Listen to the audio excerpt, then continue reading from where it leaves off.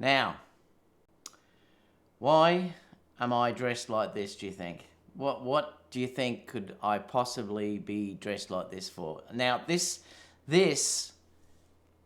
is my disguise today because I'm a bit worried about what the really Sony diehard fanboys are going to say with what I've got to say today. So I think I'm going to do the show like this today because then no one's going to know it's actually me that is saying the things that I'm going to say. And, you know, I'm a little bit worried about it. I do think, though, that I look pretty good. What do you think? I might even try and put a little bit of a clip on the front there. What on earth are people going to say when they look at this if they don't know who I am? Oh, what a crack up. So, yeah, this is the new me from now on. No more with my taking off Ken or anyone.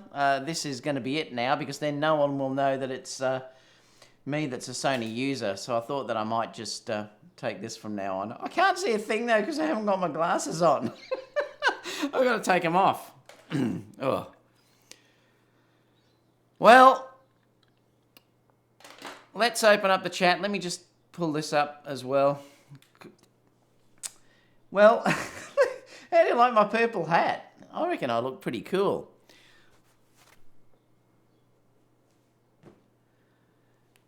Deary, deary me. Someone just said I've lost it.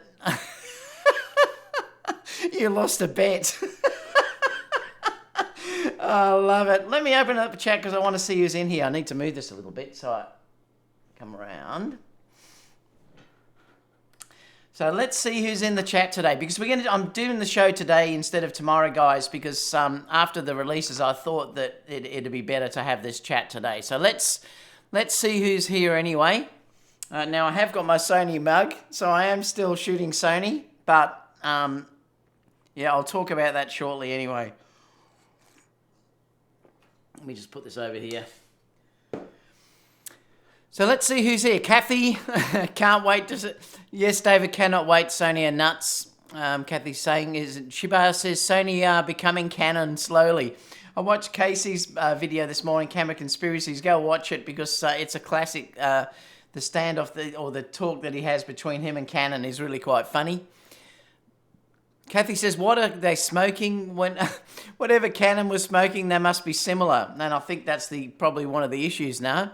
Hart says, agree, and I'm not surprised that some of the folks are being sensitive again about us being disappointed at the releases. That's how it was for the A7R4. Gregor says, all I want is a perfect camera. Daniel says he's getting ready for the fights to begin. Thanks for starting this early, David. I'll play the Sony fanboy and try to defend them. 42 Pro said this should be a great live chat. Daniel says, indeed, so many people are upset and Sony is doomed, clearly. Now, if you don't want to watch all this pre-show, guys, just I will put a timeline down below. Actually, I should start this. Let me start this timer. And I'm better write a couple of things in. Oh, whatever. I'm not worried about it today. I was going to start the time, but I can't be bothered. I'll just have a look at it a bit later. Who else is in here? SRM Media says, does anyone think the FS5 Mark III or FS7 Mark III should happen soon? Interesting. Daniel says, by the way, let me start with a good feature. Touch to take a picture is back on the a6100 and the a6600. Let me turn my phone down and let me put my phone on quiet. Oop, I always press the wrong thing. I always press the water eject button. Let me come back. Otherwise, I'm going to get notifications coming through. And let me quit mail as well. Like I said, I wasn't originally planning to do this live show today, but I thought I would, seeing that these releases were on, so I was still getting organised. All right, so what else are people saying? Yeah, so you can now touch to take a photo. Yeah, I've never used that though, so I mean, if you like it, you like it, I suppose. Sizzleman said, this discussion should be interesting today. Glad I have a front row seat. Daniel says, opening statement, I think expectation levels can kill in many people's levels can kill in many people's view. Cameras that are done nice for many people who they are aimed at. And I'll talk about that, Daniel. I'm glad that you're on Sony's side here, but I'm certainly not. And I'll discuss that shortly. Eli's just saying, Langston's saying, uh-oh. Chris is saying, hello, David. Casper said, look, it's Aaron Anderson. I love it. Limunk said, laugh out loud. Daniel says, oh, get a bike and cool Google. I'm not sure what that means. Nice hat. Does it have 4K 60? I don't think so. Well, not if you shoot Sony, that's for sure. Disguised as a Fuji user. Yes, that's not a bad one, was it? A bit of set decoration, and on the office I say, yeah, I've turned the office around. I actually wanted when you walked into this studio, the office here, you look straight at the desk. So when they walked through the door, which is to my left here, all you saw was the actual computer desk and everything all underneath it, all the wiring and everything else. And it just didn't look that nice. So Kerry actually said to me, why don't we swing it all around? So I've just swung the studio completely around so that now when people walk into the studio, they will see the big TV that I've got up there. Let me just see if I can move this camera for a second. They will see the big TV that I've got up on the wall up there, which is a big 4K 64-inch, I think it's a 64-inch monitor. And then all my beautiful table at the back with some photos and stuff like that all on it. And the couch is sort of on this side as well. So it's just much neater and much more open. And then they're walking in and they can see the beautiful studio as it is. So I've decided to change the studio around. I was wondering if anyone would notice. The monk says, hi, Grandma. Paul says, hello from North Carolina. Daniel says, you lost a bet. I love it because it's an A7S III. Grandma Dave, they're calling me. Where are the tattoos? I know I was tempted to do Ken this morning and just sit here and go on about it. I might still do that yet. I'll see. Rest in peace, Sony. New one, Lord Oastler. What else have we got? Long Rider is saying, is this the grieving room for Sony fans? I love it, Long Rider. That's a classic. I've been looking forward to hearing your take on this release. I'm so sad and was just hoping you could convince me I'm wrong. Well, you're probably not in the right place if you want that, that's for sure. Chris said, hopefully I can go to WPPI next year. I messed up my knee really good last month and need major surgery. Oh, no, that's no good, Chris. I hope we see you there. G'day, Photomiac. James says, at least we know an A9 update will be soon. Yeah, I'll talk about that soon, actually. Sony has one more chance, A7S or A7000, to redeem themselves. Well, I don't think we're going to see an A7000 now. That's going to be a problem that I'll talk about shortly. The Tired Tourist says, this does not bode well for the A7S III. Hero says the black hole has been extinguished. Oh, no, I've got to turn it on. Hang on.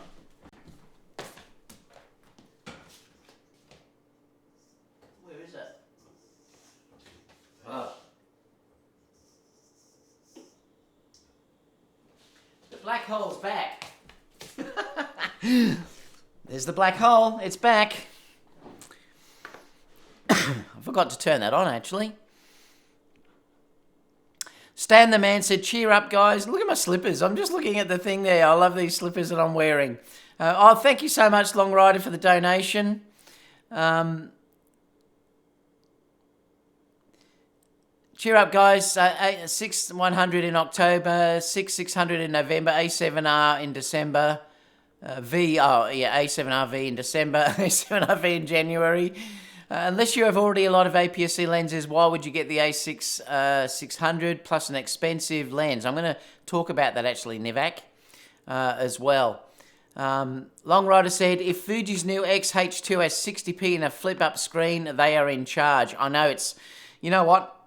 I'm really starting to worry about Sony's direction, and I'll talk about that when we go through some things shortly, but yeah, it's a real disappointment. Canon camera conspiracies. Real Light says, hi David, question. If they're calling the A600 their flagship, does that mean there isn't going to be an A7000? I think so. Because otherwise, why would that be a flagship? They'd have to make a completely new camera. It doesn't make sense that they are calling that their flagship camera. So I think the A7000 is gone. It's either gone or it's going to be a completely new camera range. Very expensive combo. You can buy full frame plus Tamron for the same money. Thank you so much for that, Long Rider, the donation there.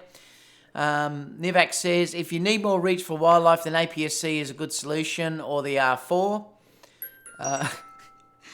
I'm laughing at Long Rider says for the funeral expenses. I thought I put that on quiet. Oop. Yeah, it was. It shouldn't be notifying me like that. It's annoying. Thank you so much for the funeral expenses there, Long Rider. Well, in some ways, at least I'm not going to get in trouble with Kerry, am I? So, I mean, I'm not going to be in trouble having to wear a disguise to go to the camera shop because there's no way in hell I'm buying these cameras. Michael says that the lack of new video features in the a6100 and the a6600 strongly suggests that the next high-end camera is the a7S III. Well, I think that's a given, Michael. They have to do something soon. Look, and I'll talk about it when we start to go through the cameras shortly. I just want to get through these initial questions. But the a6100 I haven't really got a problem with because as an entry-level camera, I think that's not too bad. But I'll talk about that shortly. Jean says, coming right back from celebrating a friend's birthday. Nice to get some camera news before bedtime. G'day, Manny. Good to see you in here. Daniel says, hi, Manny. Want to be on my side to defend Sony? Hero says, there's the one we need in here, Manny. Been playing with those cameras all day. Plunkett Media says, I like the specs of the a6600. Will upgrade from a6500. Why does everyone have to hate on everything? Well, it's not. We're not hating on everything, but look, I'll leave it until I start going through stuff. And it's fine. Like I said, Plunkett, if you like that camera, that's fantastic. I'm going to talk to you today from my perspective. I might move that around, actually. I'm going to talk to you today from my perspective about this. So if you don't agree with it, that's fine. But I'm just going to talk to you about it, how I see these releases.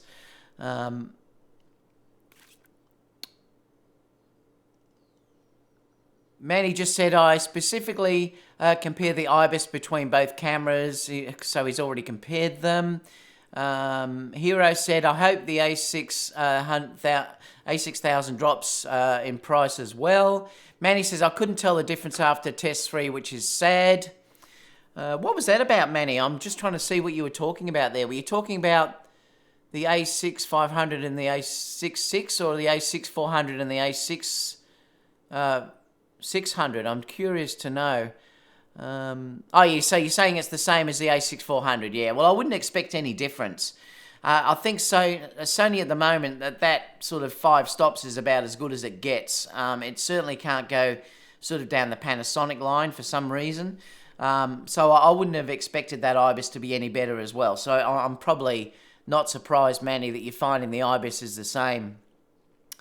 Real Light says, hey Manny, please tell Sony to do the side flip screen, put their new mic on the top of the 6600 and see how it completely blocks the screen. Yeah, it doesn't really make sense because they released that new mic and then you can't use it with this system, which is a bit silly. Like I said, I don't mind the lift up screen. I think it's very good for vlogging, but it certainly doesn't work with that mic, that new mic adapter they've got because it completely blocks the screen. So yeah, it's a bit of a weird thing.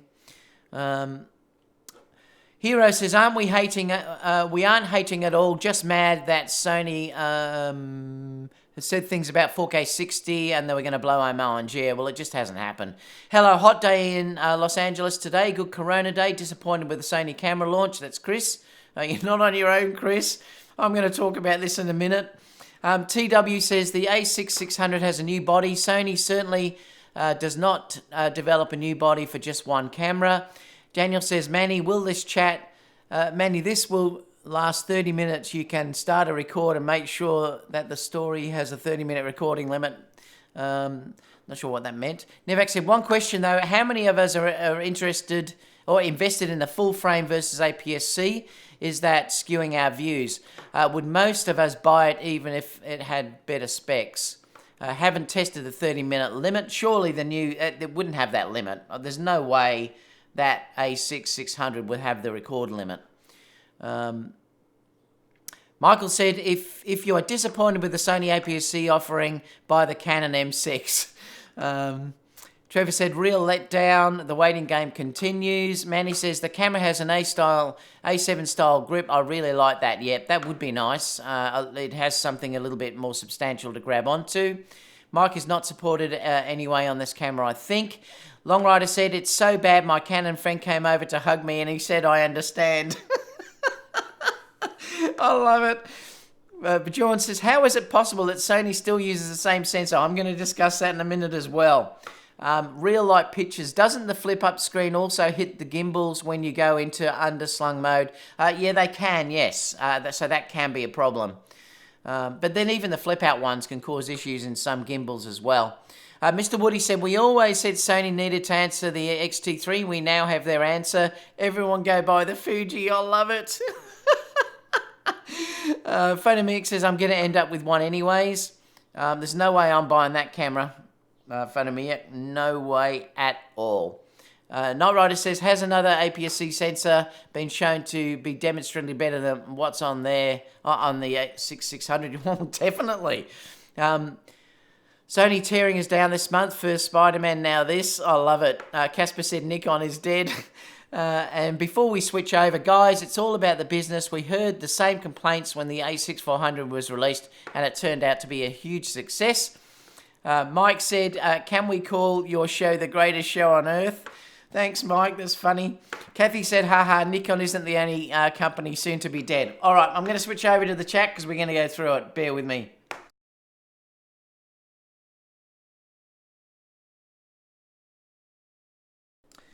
Well, g'day everyone. We've just had the massive announcements for Sony. We have just gone through a little bit of a pre-show. I'm doing this show today, obviously due to the announcements that Sony have just made with the cameras and the lenses. So I thought I'd do it today rather than tomorrow. I might post a video tomorrow, but it won't be this sort of live show like we're going on today. I'm just reading a couple of comments there. Manny's just saying he believes the a6600 will be successful. It truly is a great camera. Just wish it offered 4K 60. It's interesting. Now, there's a couple of things to talk about this, and I'm going to go through these in a minute. That if we look at the announcements that have been made, Sony have just announced the two new cameras. There's an a6100 and the a6600. They also have announced two new, just let me mark on here so I know where to go back. They've also announced two new lenses as well.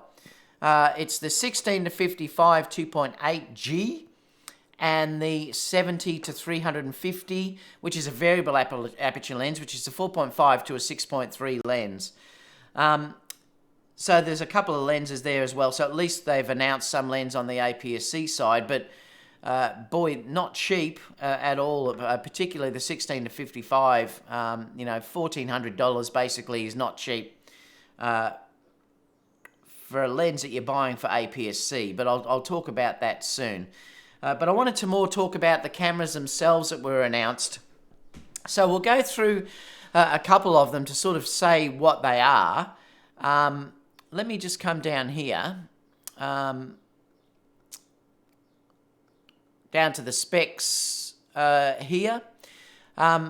So they're saying that the a6100, they're all 24.2 megapixel sensors. Now, this to me is starting to be really ridiculous in the fact that Sony are a sensor manufacturer, and this I can guarantee this is going to be the same sensor that they've had that's 4 years old. Now, I don't understand that.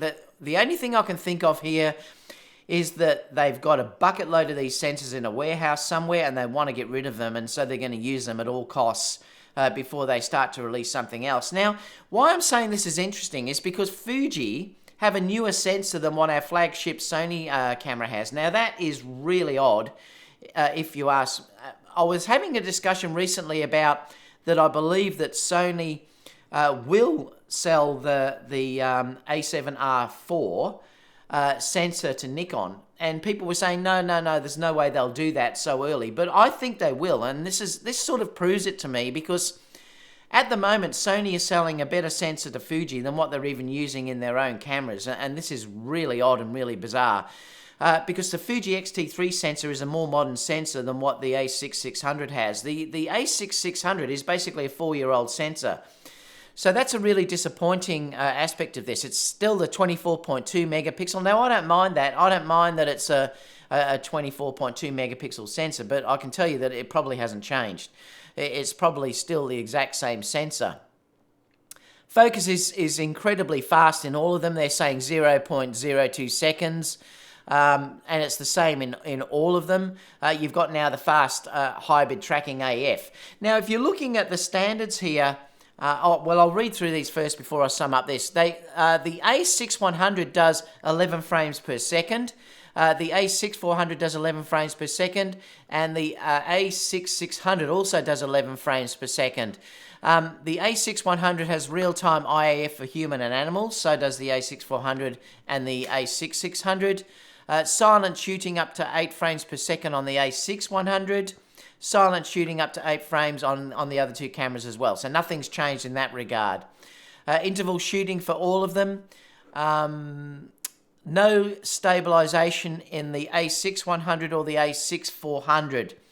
But there is 5-axis image stabilization now in the a6600. So they've basically added the stabilization that they had in the a6500. So this really is an a6400 with stabilization. That really is, if you look at it, that's really all they've added. I mean, there's not much extra really that's been put in there apart from the Z battery that we'll talk about shortly. Picture profiles is not available in the a6100, but it is available in the a6400 and also in the a6600. So if you want to use things like HLG, you can in the a6400 and the a6600. And I do like shooting with HLG in contrasty lighting conditions. Real-time tracking for movies in the a6100.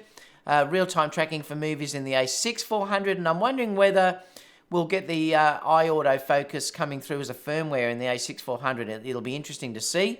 It's got the eye autofocus in the a6600, and really there's probably no reason why they shouldn't put that in the a6400. But you know what? To be completely clear about this, I've used this a6400 now that much, and I've never had a problem with the focus and tracking or anything in it. It is superb, and I don't believe in 99.9% of the cases that you're going to notice a difference with that IAF between what the IAF or face detection is giving me with the with this, unless you're using really, really fast glass, wide open, like, you know, say an 85 1.4 or something like that. You know, something that is really wide open, that you may see that fraction of difference in depth of field, but. Real-time tracking for IAF for movies is not really that big a deal. Like I said, I've never ever noticed the a6400 or the a9 to have out of focus images. But anyway, it's there. It is there. The same tiltable screen. The OLED EVF is only 1444 in the a6400, so it's not very good at all. It's Super VGA. It's pretty bad. The OLED True Finder is 2359 on the a6400 and the a6600. It's a pity they couldn't have upgraded that, because look, they're okay, but they're nothing special, and you know, it can be an issue if you're trying to manual focus. So that can be an issue with those sort of things. Microphone jack is on both the a6100 and the a6400, but they've added a headphone jack on the a6600, which is great. And that's a really good thing. W battery is on both the 6100 and the a6600. So that's. I mean, look, I've now used the a6400 a lot, and they have improved the battery like dramatically. It really has made a big difference between what I used to get from my a6500. And I've got so many of those batteries now that I'm not really that fussed about that anymore. But obviously, if you're buying a new camera, it's great that you're getting the Z battery in the new a6600, so you will get double the performance. So I suppose if you're shooting video and you don't want to change batteries, that's a big deal. So that's fantastic in itself. Obviously the weight, because we've got that, is I should have brought this back. The weight, because we've got that, is slightly larger. So you're looking at the weight on the a6600 is 396 grams. It's 403 grams on the a6400, and it's 503 grams on the a6600. There's a stack of reviews there. I'll put all these links down below. So there are a stack of reviews up there now that you can watch as well. Let me just scroll down here.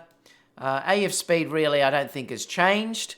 I'm just looking here to see if there's much difference showing here between the two cameras. So the a6600, they've both got the same sensor, obviously. 11 frames per second shooting is the same, I believe, in both of them. The main difference here is that you're getting that 5-axis optical stabilization, and you're getting the Z battery. I wouldn't take any sort of notice of the shot number, because I've found that never ever works out. I always get way more shots than what you're getting there. They both have 425 phase detection points, so there's nothing different in there. And they're both getting real-time tracking. The only difference is you're not getting the eye tracking on the a6100. Both will do 4K, and they both have the flip-up screen. But obviously the big difference there too is that the EVF on the a6400 is fairly low quality. And the a6600 doesn't have a flash. Now that is really bizarre. Because I really do like using that feature. It's something that when I'm traveling, I don't use the flash directly on, but I always hold the flash up and bounce it off a ceiling or something like that. And it's good in a pinch for like travel stuff if you want to light something up. So it is interesting that they've taken that off the a6600, and I'm not quite certain why they did that. That's an interesting thing. The other thing that's not mentioned here too is that the a6600 has half of the buffer that the a6500 does. So if you're shooting sports or things like that, that could come into effect because the buffer is half. Now, I don't know why they've done that, and that really baffles me that they've reduced the buffer by half. And also the things that they haven't confirmed is that I think the card slot is still UHS-1, which is terrible. I mean, it is awful that they've kept that. I haven't seen UHS-2 mentioned once, so I think it was still UHS-1, and it's still only one card slot. So, before we look at the lenses, let's discuss this. Oh, did it put prices down there? Let me just see. Where's the prices of these? Has it got them? I think I've got it on a thing here. Let me just check. Where were we? I think, yeah. So oh no, I've only got the a6600. I think it was around $700, the a6100. I think it was around that price range. So it's 700 and something US dollars. The Sony a6600 is $1,400 US dollars. To give you a thing on price on how that works. So, I think if the a6100 makes more sense to me in the fact that as a beginning camera, if you're coming into it, I think it's not a bad camera at all, apart from the EVF, which is terrible. It seems to be that it's a fairly decent release, and I think that will sell very, very well. You've got fantastic tracking, because it's got the same tracking as the A9, so obviously any camera that now comes out is going to have that A9 tracking. So it's got that same tracking. It's got 4K video. It's got the decent flip-up screen. It's got 11 frames per second continuous shooting and very fast autofocus. That's 0.02 seconds, and it's a decent entry price. So I think that will sell pretty well. It's still only got the one card slot, but at that entry point, I think that's okay. What worries me is the a6600. To me, and this is this is why I always say I shoot myself in the foot, because I always tell things to you guys as I see it, and this is why Sony Australia won't support me, because I'm just going to tell you the truth how I see this. I think this is a real downer of a release. I think that Sony have just done a complete sidestep here. There's nothing that's innovating in this camera. There's nothing innovating in it at all, apart from the autofocus. But when you say the autofocus is amazing in this, Canon are catching up. Let me just show you this. I just want to show you this latest firmware update that is going to be coming soon. So this is a new release that the EOS R and the EOS RP are going to be releasing very, very soon. How much they've improved the IAF. Now, I'll play you this video and you can have a look.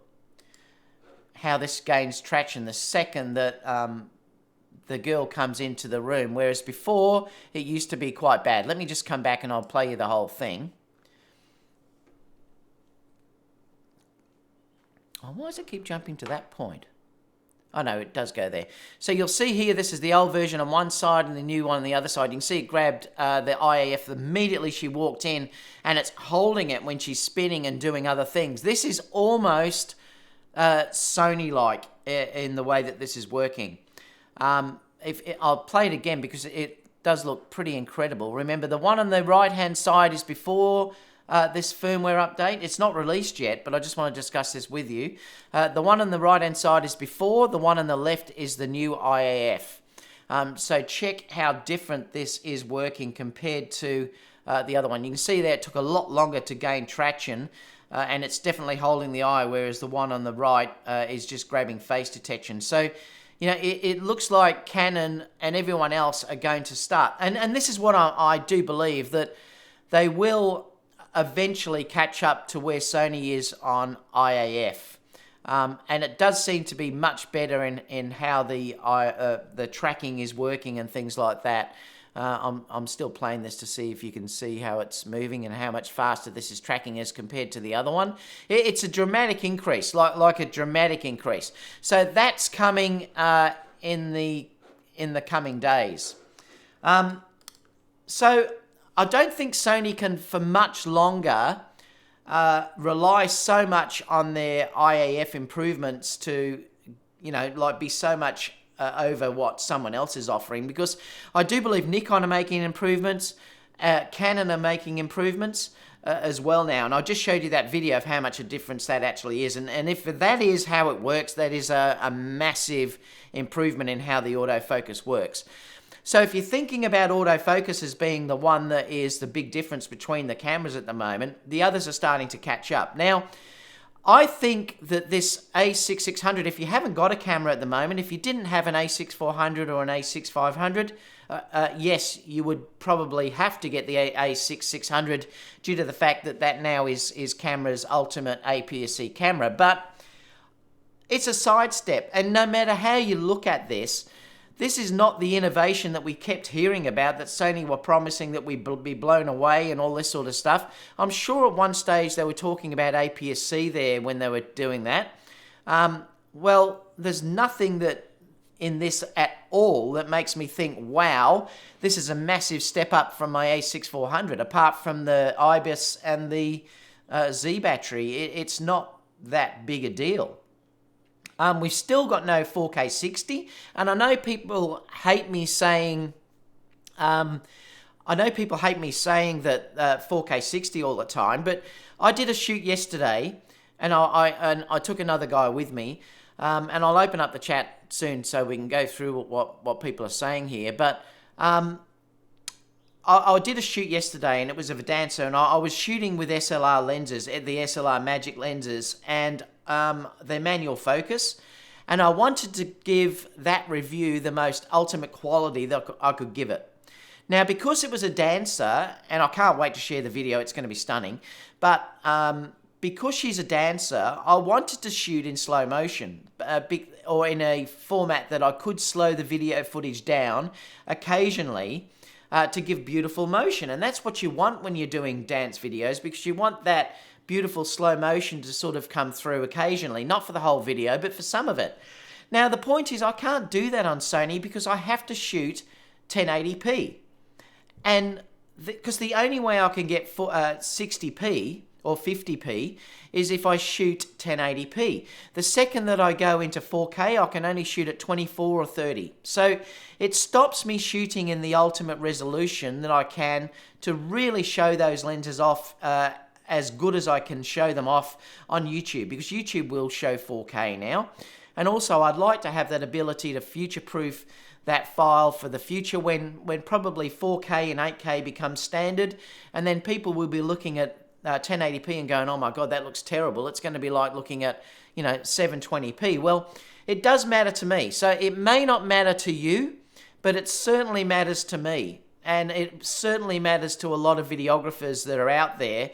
And the frustrating part for me is that I'm holding off from buying another camera due to the fact that I want that video spec of having 4K 60p and hopefully slightly better bit rates. Now, this has kept it exactly the same. So the issue is that yesterday I would have loved to have shot with the a6400, but I can't shoot with the a6400 if I'm shooting in 1080p because, to be completely honest, the video footage in 1080p on the a6400, and I guarantee it will be exactly the same on the a6600, is very soft. And it is soft. You get beautiful footage if you shoot 4K. It's downsampled from 6K, and you get great footage downsampled to 4K. But the 1080p footage is not good at all. And I've used it in 1080p and I hated the look of it. Initially, I thought it was out of focus, and it's not good at all. And that's the problem. So if you want to use the A6000 series to give you really good video footage, it's particularly not there. And that is a real problem. And if you look at the competition, I just wanted to bring this up that, let me just bring this image up. Excuse me. So if we look at just a couple of cameras there, if you look at the a6600, 24 megapixel sensor. If you look at the XT3, it's a 26 megapixel sensor. So you've got slightly more megapixels. I think it's obviously a newer sensor. If you look at the Canon 90D, now I'm not saying the Canon 90D is a better camera, but the Canon 90D is 32.5 megapixels.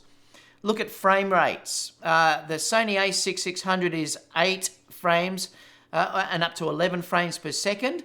The Fuji, if you go up to digital, it goes from 11 to 30 frames per second. And the Canon 90D is 10 and 11 frames per second. Steady shot is in the a6600, yes. Fuji X-T3 hasn't got steady shot, and neither has the Canon. If we go down to video frame rates, the a6600 has 4K 30.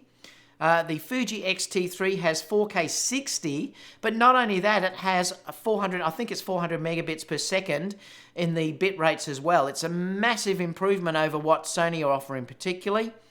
The Canon has 4K 30, but it's a bodge thing again. Canon they're hitting it with the hammer and crippling it. It's 4K 30, but I believe it's upsampled probably from 1080p. It's not a true 4K.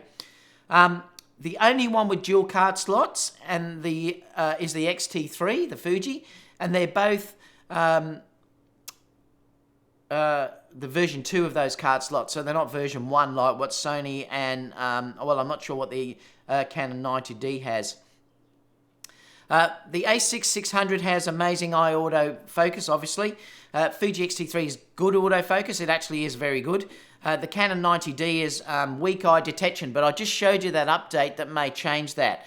So, it's interesting if you look at that result. And I was just looking here that... So why am I disappointed? Well, I kept seeing rumours that we were going to get this baby A9. Well, we never got it, obviously, did we? If you look at what we've got there, we never got that baby A9. The 24 megapixels is... I don't mind that. I actually like working at 24 megapixels, but I know a lot of other people would have liked a little bit more, like what Canon or Fuji are offering. It's slightly higher, which is interesting. No dual card slots, which I think is a real disappointment in that high-end camera now. They should have put dual card slots in that camera. as well. And it's also got half the buffer of the a6500. So there's some interesting thing. Like I'm saying to you, I think this is a real sidestep rather than an upgrade, and that's what's disappointing to me. The video specs on this are 4 years old, which is a real disappointment. The sensor, I believe, is still a 4-year-old sensor, and Sony is a sensor manufacturer, so I don't think there's any excuse at all for what Sony have done with the a6600. I think that's a really bad thing. And to be completely honest with you, if I wasn't now so invested in the Sony system, I'm still going to wait for the a7S III. Which hopefully will come out soon. If I wasn't so invested in the Sony system, I would be jumping on the X-T3 if I was shooting APS-C. That's for sure. And I can say that to you in a heartbeat now, because I can guarantee you that the X-T4 that will come out will have IBIS. And I bet you any money it will have IBIS. And then it has everything over the Sony, because it will almost be untouchable if Sony don't answer something. And this is why I say to you, I think Sony Australia hates me so much, because I just tell you the truth of how I see it. And I'm certainly never, ever, probably ever going to be like a recommended by Sony because of how I say things. And if that's the way it is, well, it's just the way it is, because I'm not going to lie to you guys. But let's open up to the chat and see what people are saying, because I'm just curious to know what everyone is saying.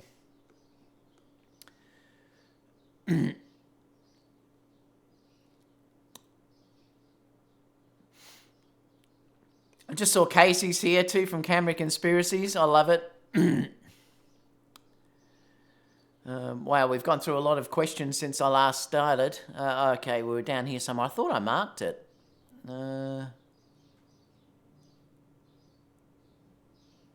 I'll just take it from here, I think.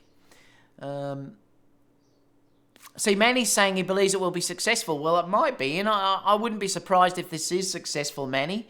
But Sony have to be careful that they don't rest on their laurels, because they can get caught out. This is what Canon did, and this is what I don't want to see Sony starting to do. And this is why I was talking about when the A7R4 came out, that I was disappointed that the video specs in that didn't improve, because they're now forcing you to buy two separate cameras.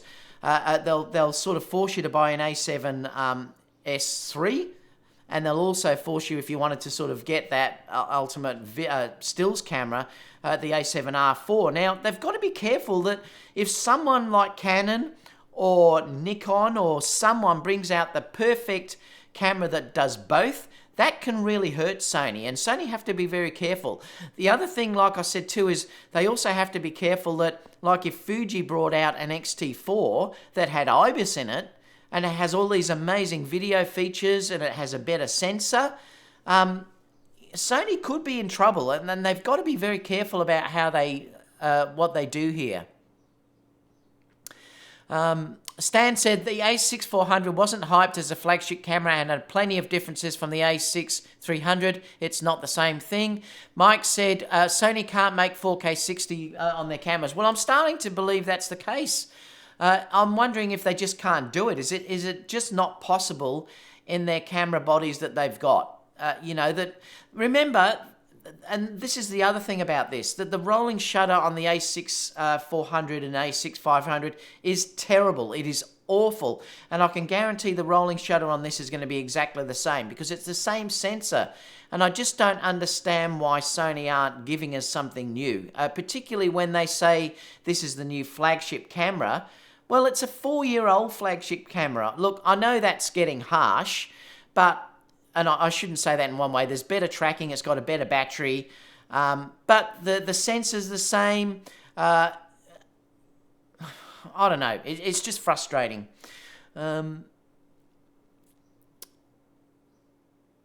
TW said, disappointing is that the new digital sound technology is not integrated into the hot shoe. So you can't even use that. Well, again, see, they're holding back. And when I first moved over to Sony, the thing that I loved about them was the fact that they never held back. They gave us everything. Like the A6400, or I think it was the A6500 that I had at the time, was more or less equal in most of the features to their full frame models. Well, they're now starting to hold back on things, and it's like I'm saying, I just hope they're not starting to become a Canon, and it does worry me that they're going to start holding back stuff, making you buy other things, I don't know, it doesn't sit well with me at all. Michael says, David, you're going to knock that coffee cup unless you move it. Way too expensive. Guga said, hello, perfect camera department. Where's my perfect camera? Luma said, wow, Manny is here. Daniel says, don't think so. Block screen anyway. Yeah, the tracking too is not real-time tracking, so it's not the A9 shutter. See, that's one thing that you do have to understand. It is a blackout, so it's not like what the A9 and stuff will give you. The 16 to 55, I'll talk about the lenses in the next story, so we'll go through that in a minute. We can discuss that as the next story. I believe it does have UHS-1 mic. I believe that's the case. Will Casey buy the a6600? Daniel said, let's see the XT3 sensor versus the a6600 testers on test before we are sure. The a6100 sensor is the... he's put down the number there. They're saying they're different sensors. Zone Moment says the A7000 may be a new lineup. Well, that's the only hope we've got now. The only way we'll see an A7000 now is if there's a new camera lineup. That's the only way that we'll see it. Blue Bajan says Sony is beginning to take us as fools, pricing everything like Apple. Charlie said Sony needs more competition, and perhaps they do. That might be why they're holding things back. Sony may be thinking, well, we're selling so many of these cameras anyway, that we're going to just not give these extra features. It could be the case. The lenses I'm going to talk about shortly, so I'll skip those. Daniel said the Z battery is a big deal, but many predicted a a6400 plus IBIS, and that's what we got. Camera Conspiracy said Sony broke my blackened heart. I watched your video, Casey. It was good. I'm going to get a few downs on this. I've got 2 down votes already. I knew I would. I knew I'd cop a few down votes. I'm going to get the for sure. I'd appreciate thumbs up if I could get it though, guys. Look, the thing that I must mention to you here is, and this is where you have to understand that. I'll just come full screen for a second. Where are we? I don't hate Sony at all, and I love Sony, and I love their gear, and I'm fully invested into Sony, and I want you to fully understand that. It's just I'm starting to get frustrated that they're just not giving us what we need when I know that they could, and this is the frustrating part about all of this. So I'm talking to you about from my needs. So, and you can talk about this too in the live chat or even in the chat box later. If you totally disagree with me, I fully understand that you may, because you may just see this from a photography standpoint and you're totally happy, and I'm fine with that for the way that you shoot. But coming from a hybrid shooter that does video and stills, this is very, very underwhelming. It really is.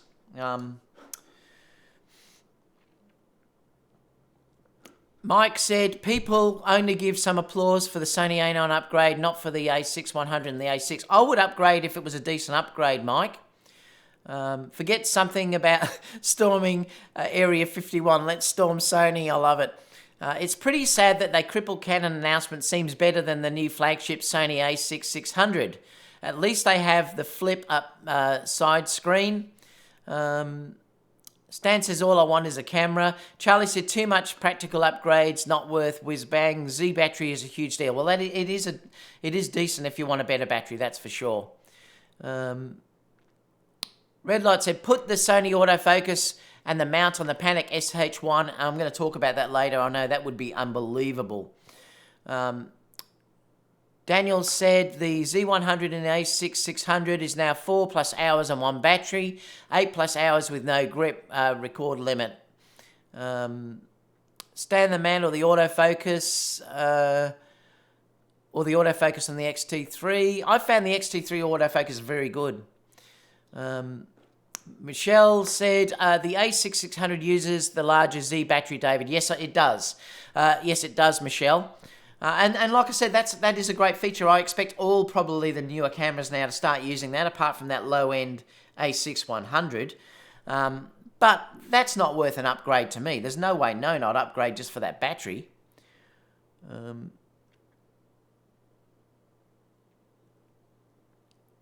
Flash is removed to move something to make the Z100 happen. Okay. To fix Sony IBIS, take sleeping pills. It will be stable in 20 minutes.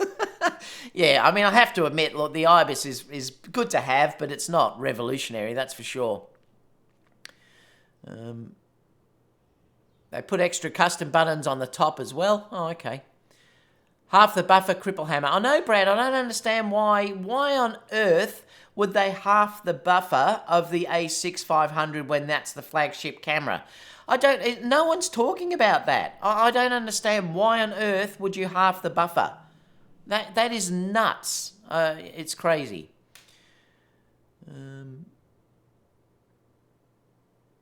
I don't think the buffer's bigger. It's not bigger than the a6500, Daniel. I think you're wrong.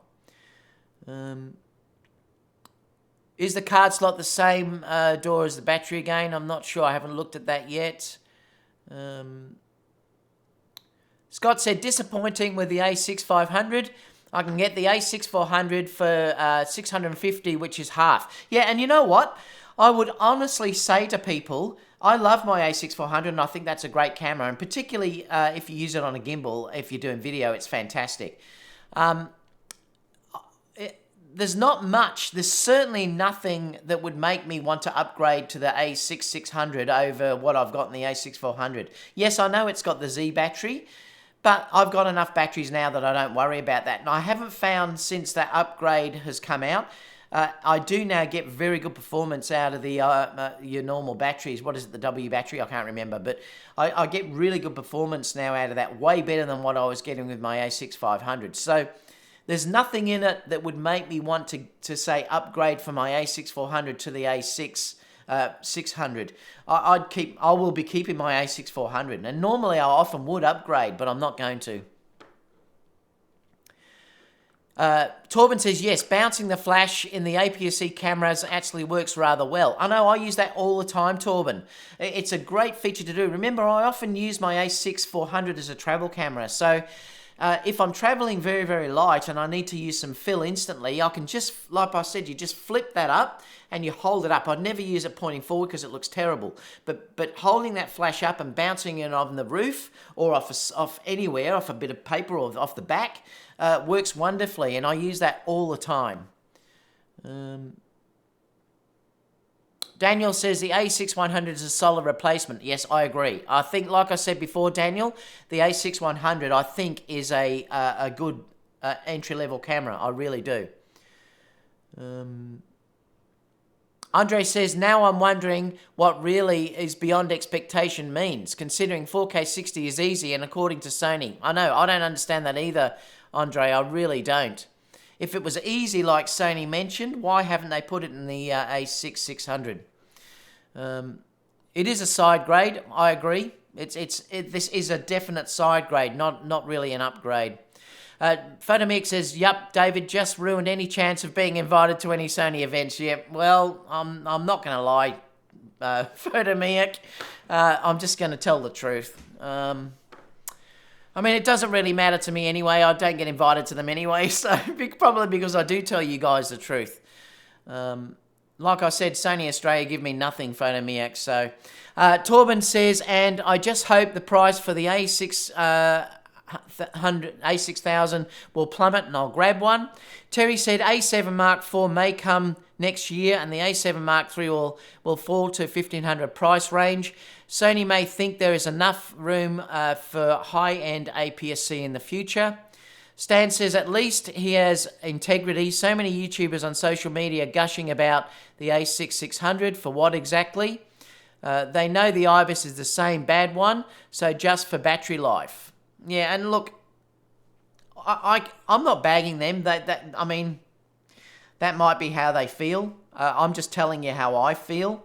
But I'm certainly going to tell you how I feel from a truthful perspective. So, and I hope that's why I have a decent following, because I have got people that believe what I say is going to be the truth. I'm not just going to give you the Kool-Aid.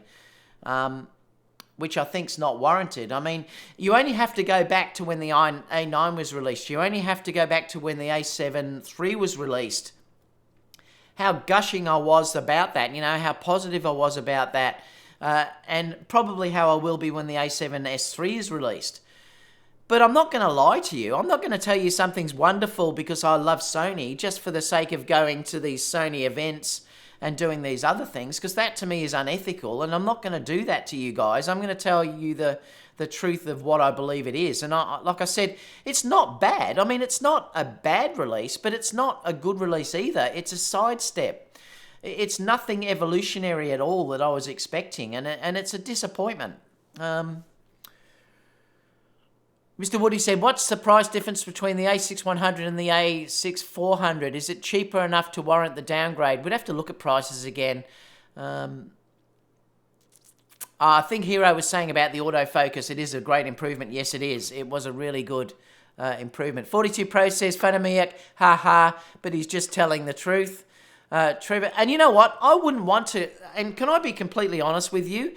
I would not want to be invited to these events if I couldn't tell you guys the truth. And if Sony didn't want to invite me because of that, well, I'm glad in a way that I don't get invited, because I'm not going to sell my soul to anyone, and that is the dead set truth. I will not sell my soul to anyone.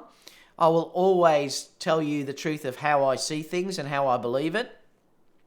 I mean, in fact, I'm doing a review in a couple of days, probably, or next week, where it's a review of one of the fold-up filters that comes up on the lens, and it folds up on the filter. They sent me the filter, and it works reasonably well, but the problem was that it actually vignettes at wide, on the wide angle of a lens, like the 28 to 75, it will actually cause a vignette to go on there, and it disappears around about 35 mil. So it's obviously because of the extra distance that's on the lens. So I contacted the supplier that sent it to me and said, you have to understand that this did cause a vignette, and I'm going to have to tell my audience. So do you still want me to do the review? And they said, yes, just do it. And I'll review it exactly as I see it. I'm going to tell you guys the truth, that it does do that vignetting wide open.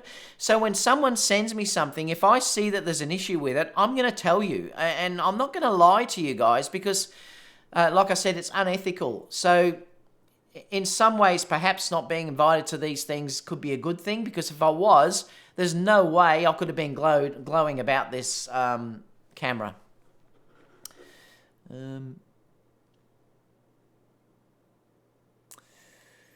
Where are we?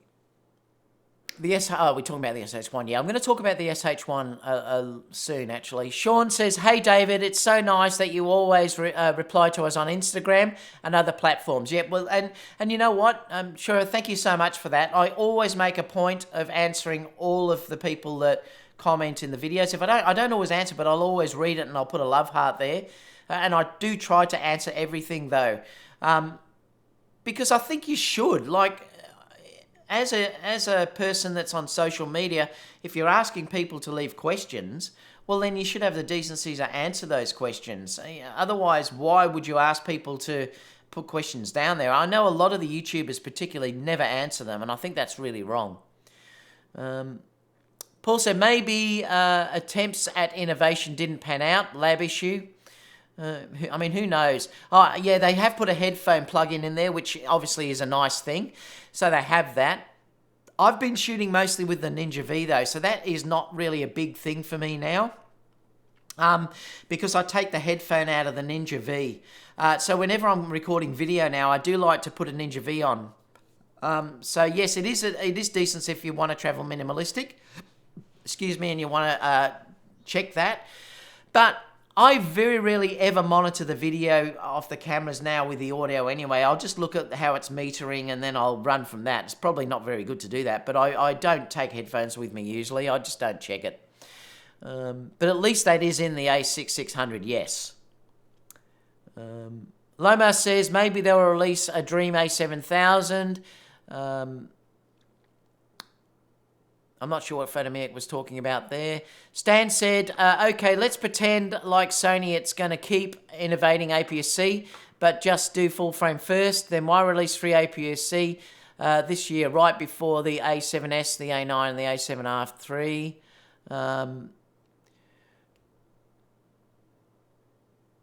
Langston said, matters to me too, but I want better bit rates too, so it's kind of hand in hand.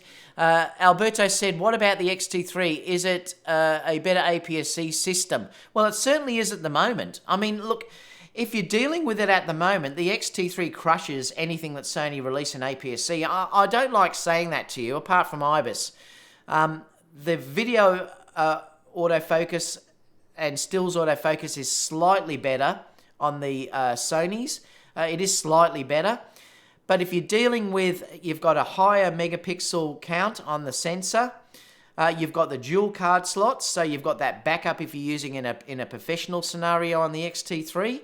You've got way better video features, way better. 4K 60, higher bit depths, things like that. So you've got a way better system there if you're dealing with a full, like a hybrid type camera.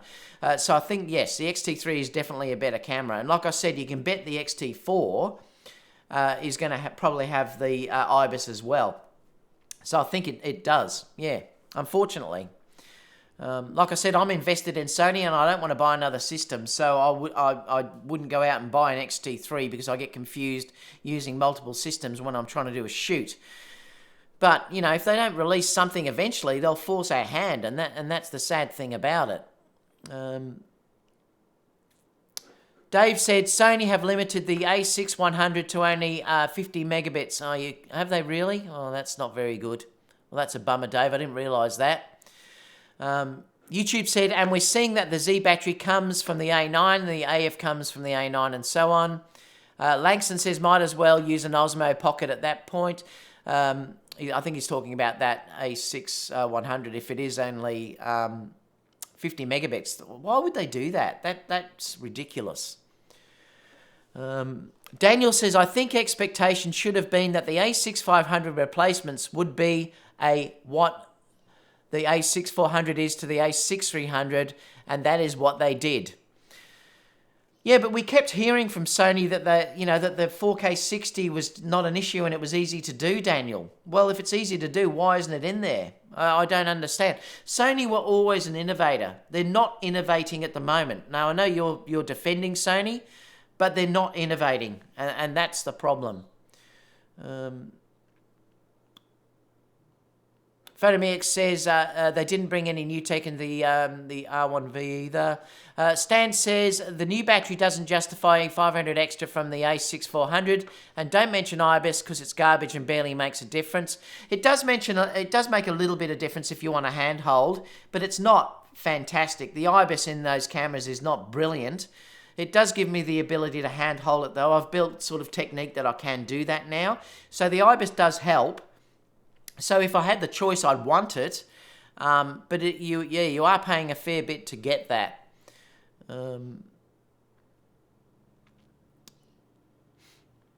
Langston says they fixed some of the monitoring problems, like no face detect when using external monitor. But nothing particularly revolutionary on the video side. Yep, I agree, there wasn't. Oops, I'm going to skip down a bit because we'll be here just way too long. YouTube said, David, I think you just need more subscribers to be invited. Tony and Chelsea often say bad things. No, that's not true though, YouTube, because in Australia, for instance, there's people that have way less subscribers than me, and I'm talking way less subscribers to me, that get invited to the Sony events. I'm talking in Australia. I'm not talking about the US. But Sony Australia have something against me that they will not help me. I've asked them for help in sending me stuff so I can review it to you guys. They have advocates in Australia that they have way less subscribers than what I have. And to be honest, probably way less of portfolios and things like that.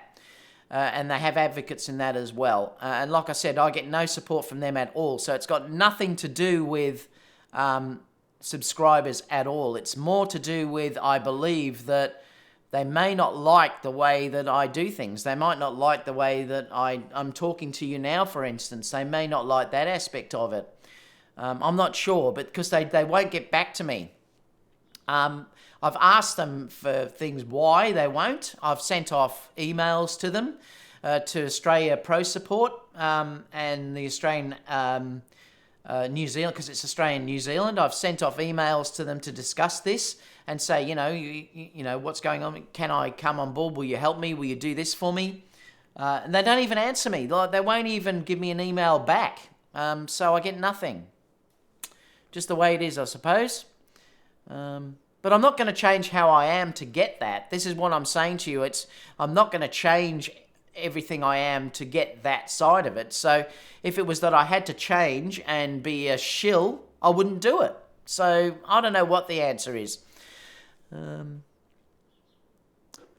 Griot says, David, loyals to the perfect camera department only. Josh says, I was hoping for more resolution like the EOS M6 Mark II. Pixel shift would also be nice too.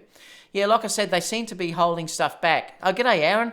Oastler, I know David is transparent about everything. That's why I believe what he says and back him when he promotes a good product. And that's nice of Aaron to say that, because Aaron is from a big CR Kennedy here. And Aaron has told me, this is why I love working with CR Kennedy so much, because Aaron has said to me, David, you tell the truth of how you see things. And that's what I admire about companies like that. Yeah, I mean, I'm working with Aaron with CR Kennedy. I'm working with Tamron. I'm doing Sigma stuff. I mean, I've got this that I'm looking at with CR Kennedy at the moment, which is the Gnarr box. This is the version 2 that I'm going to be doing a review. Oh, no, I got sent this from Blonde Robot. Yep, so I'm doing this with Blonde Robot. With CR Kennedy, I'm doing the SLR Magic lenses at the moment that I'm reviewing. So I am getting stacks of stuff sort of from me where people are saying, just give an honest review. So I have got stacks of that, which is fantastic.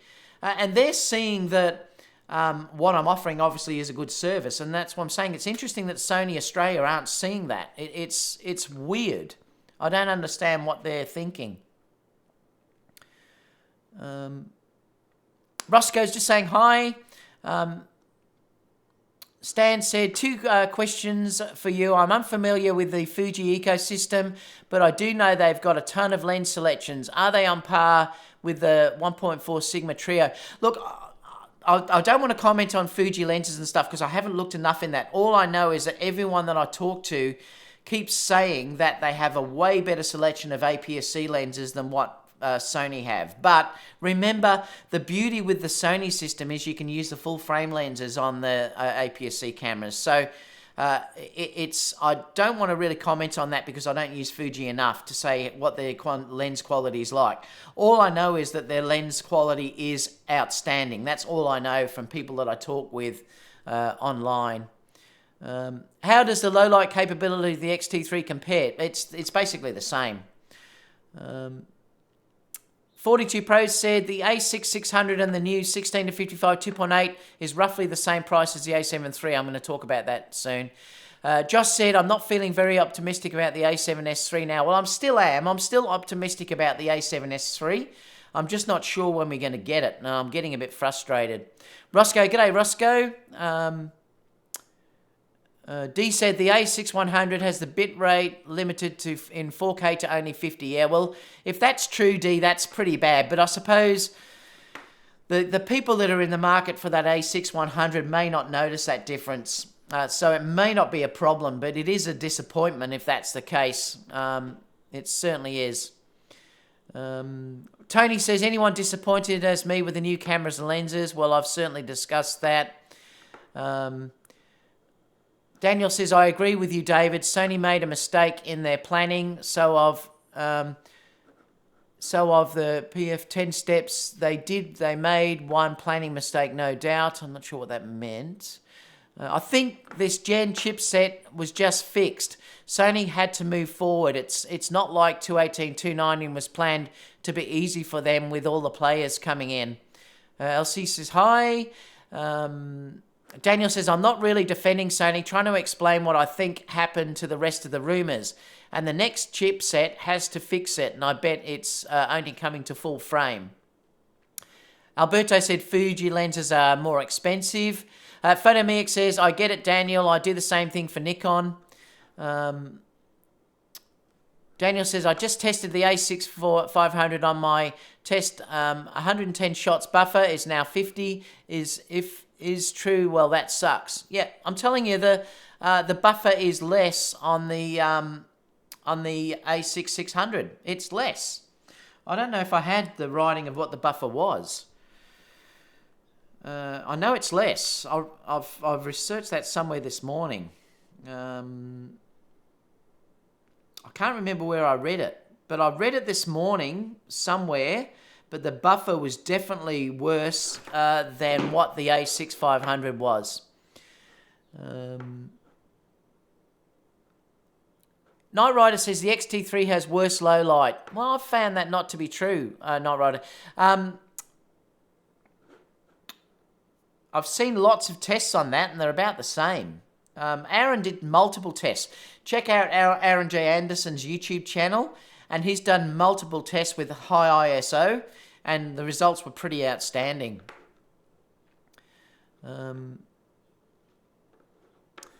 Lomar says, Alex says, hi David, I have a question. I'm using the Photic flash in my A7R2, but in the A7R3 I got the message the accessory is not supported. It won't damage the camera, no, but you might need to get a firmware update on that flash to use that. That could be the problem. Specs say 48. Yeah, I think you're talking about the buffer. Yeah, you'll find the buffer's not as good, Daniel. All right, so let's go. Oh, I'm going to talk about the lenses anyway. So let's now discuss lenses. So we got two new lenses. There's the 16 to 55 2.8 and the 70 to 350. So this looks like it will be, I mean, I haven't used it obviously, but it looks like it is at least a decent lens that they're releasing as a 2.8. It's the equivalent of the 24-70, roughly. So that's a nice lens that you can get on this, but boy, is it expensive. It was, what was the price? It was something like $1,400. I read somewhere before. Was there a thing in here talking about it? These are the two lenses.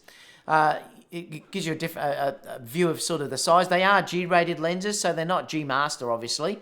They're rated as G, so we don't know what the quality is going to be like, but the G-rated lenses now seem to be pretty good. But this one does have a constant f2. It does have the AF and the MF manual switch, and it's also got the focusing switches on it as well. So it looks like it's quite a nice looking lens. And there's some results down here that you compare it with. It is a 67mm filter thread. That's nice, so it does sort of fit with me with my Tamron and the G-Master 24. So it's all the same. Let me just put a thing here, just so I can come back to this.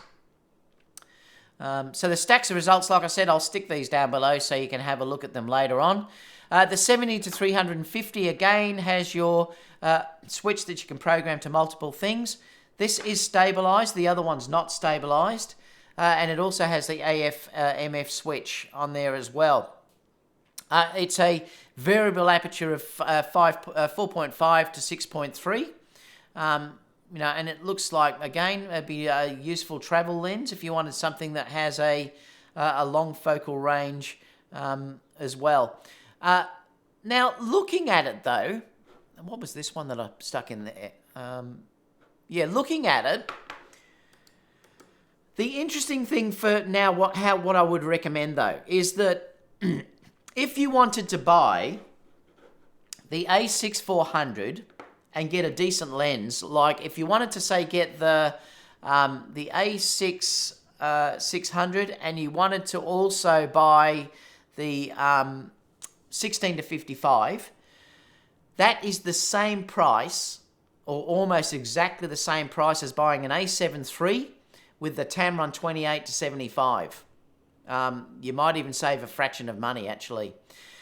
So this is where it becomes really interesting. Now, I would think, looking at the two cameras and the systems themselves, I could now not recommend APS-C. I would be recommending that someone get the A7 III and the Tamron 28-75 for around the same money or a fraction less. You're getting full frame, you're getting the Tamron 28-75mm lens at the same cost.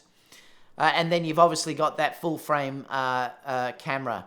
And that's at the same price. So it's interesting now what people are going to do. And I think if you're looking at that aspect of it, I certainly would now say that if you're in the market and you have that money, that you could buy an a6600, an a6600, and that 16 to 55mm 2.8 lens. And remember, that's at the crop, so it's not really going to be 2.8. It's going to be a fraction higher than that. But I would probably get the A7 III. Well, I would definitely get the A7 III and the Tamron 28-75. Yes, you lose out on the flip-up screen, but you gain the full frame, you get the dual card slots, you get better 4K. No, you don't get better 4K video. I think that's about the same, but you get better 1080p video, definitely. The 1080p video of the A7R III is much better than the A6000 series video. So I think as an overall camera, you would be better to get the A6. You'd be better to get the A7 III and the Tamron 28-75. Or if you wanted to stick in the Sony lenses, you could get the 24-70 f4, but I don't really recommend that lens. I didn't like it very much. So I'd get the Tamron 28-75 or even get the 17-28. That's what I'd do now. So if I was in the marketplace, I'd just buy the A7 III and for the same money, if that makes sense. The only other thing I wanted to talk about Sony, though, before we go into a couple of other quick stories, was that it looks like the A9 version finally is going to come out in September. There's a thing here to say that the Sony A9 firmware 6 will be available now in September.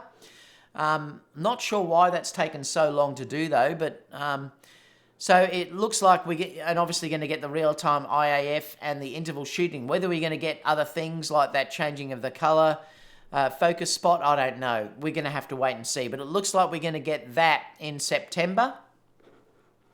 A couple of other stories that I want to share you before we open up to Q&A, because then I'm heading out for a coffee, is this. Let me just close these for a second. Is the Panasonic. I just wanted to bring this up because I wanted to discuss this with you because this is a really interesting release, and I'm hoping this really pushes Sony to do something with the A7S III really soon. Now, look, I know I've had discussions. I had discussions with Gerald in the photography videography school about this as well, but the problem with this is that you really do have to manual focus if you're going to buy this camera, because remember, it's got the same technology as the GH5 and cameras like that. But having said that, there's two ways of looking at this. Now, what I want to say to you is that if you're a still shooter or a hybrid shooter, if you're a still shooter, the Panasonic system of focusing is incredibly fast. And I'm talking incredibly fast. I was shocked at how fast the Panasonic actually focused for stills, and even incredible low light. Like, it was probably the best low light photographing camera that I had. It would almost photograph in complete darkness. So the contrast detection that they use is superb in stills image, but it's not very good in video, and that's the problem. This is where it falls down. So if you were after it, if you were thinking more of a stills shooter, it would be brilliant, because the still side of it, I can probably almost guarantee, if it's the same as the GH5, the stills will be wonderful, and the AF will be no problem at all. Video side of things is a little bit different. But having just shot with the SLR Magic, and I had to thank Aaron for that, they sent me a stack of SLR Magic lenses.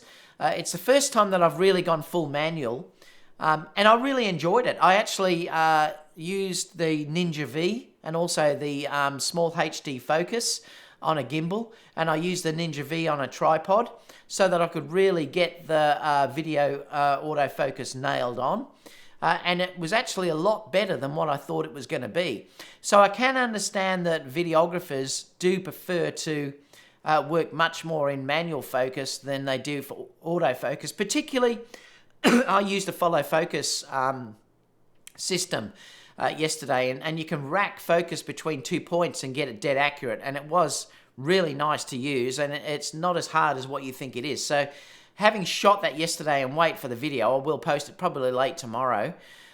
Just wait for that video to come out, and I'm really happy with how the focus and everything went. But if you look at the specs of this camera, it is seriously nuts. It's 6K. So not only are they upping Sony in the resolution department. Yes, Sony do 6K, but they downsample it to 4K. This is giving you a 6K output. It's also 422 10-bit internal recording, so you don't have to go external. It will give 422 10-bit internal. It does have log gamma. You've got all the things like video scopes on the camera as well. Anamorphic support is built in as well. It's got a 24 megapixel stills camera, which I said the focusing is probably fantastic. But if you check this, it's got 24 megapixel full frame sensor. It's got the dual native ISO, so it should be fairly good in noise. It's got 422 10-bit internal recording. It's got 4K 60 10-bit recording as well, and I believe it goes up to I think it went to 4K 120 if you go down to 24p. It has 6K video with full frame capture, full vlog, unlimited recording time. It's got H.264 and H.265 recording. It's got dual card slots with V90 card support. It's got anamorphic and de-squeeze capabilities already built in. In-body image stabilization. It's got that variable frame rate, VFR, and that works very well. I remember using that. And it's got the hinged and fully articulating rear screen as well, and it's priced at $3,999. Like I said, apart from the autofocus, which Sony would kill this, everything else, if you're dealing with this, this blows Sony out of the water, particularly in the video department. It won't beat it in the stills department with, it'll be probably close, but it won't have the tracking ability and things like that. But like I said, the GH5 surprised me for stills. It was just not very good in that. But Panasonic have really thrown the gauntlet out to Sony now, and the longer Sony are waiting to release the A7 S3, the worse it's going to get for them, because they keep saying they're going to exceed our expectations, but now they've got to exceed this if they're going to do that. And it's interesting that we're getting such amazing cameras coming out. You know, we've just got that other one, the Black Magic as well, which is doing 6K. Sony are really starting to fall down in the video compartment, that's for sure. They have to release something very, very soon, or videographers particularly may switch.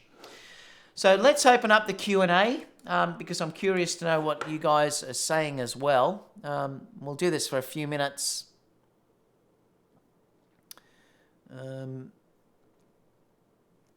Where were we?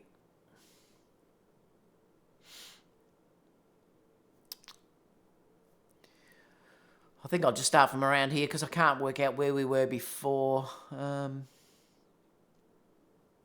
Dana said you are such a Sony hater. I love it. Sizzleman, they said exceeding expectations in regard to the A7S III, not about the other cameras. No, I think at one stage it was mentioned about the APS-C as well. So I'm not sure that's true.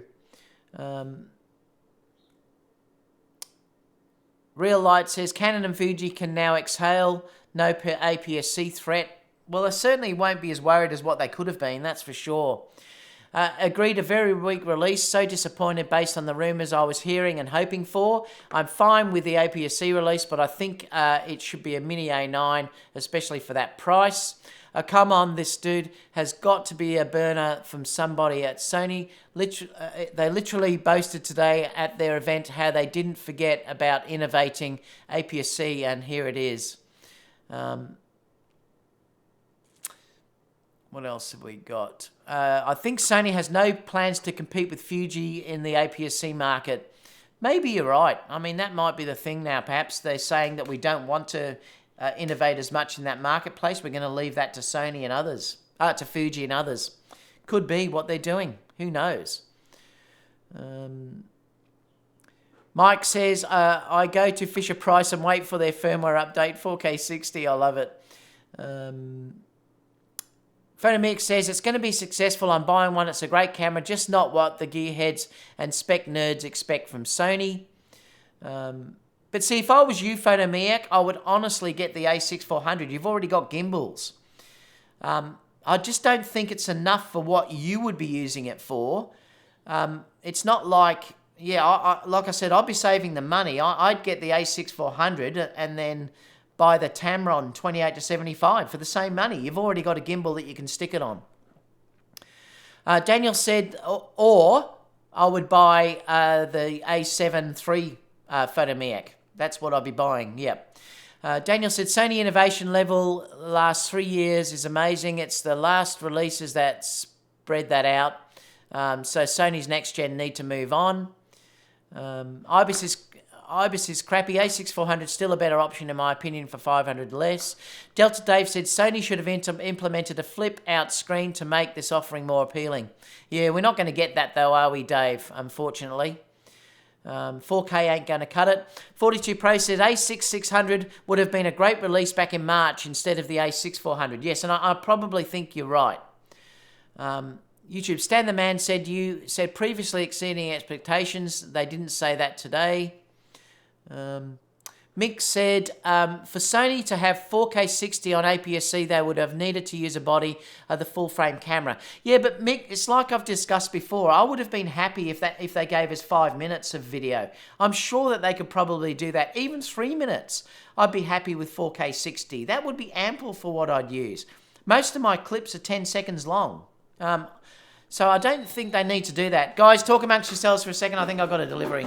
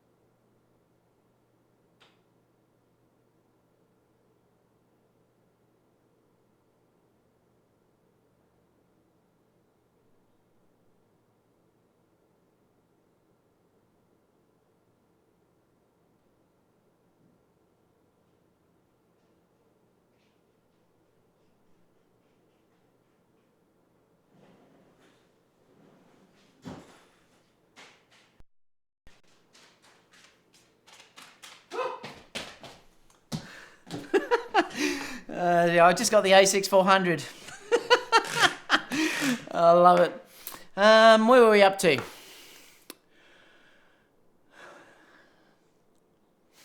It's a fair run, that. Manny just said it in his chat. Kai tested it already and someone else too. I'm not sure what that was. Oh, I better come back a bit.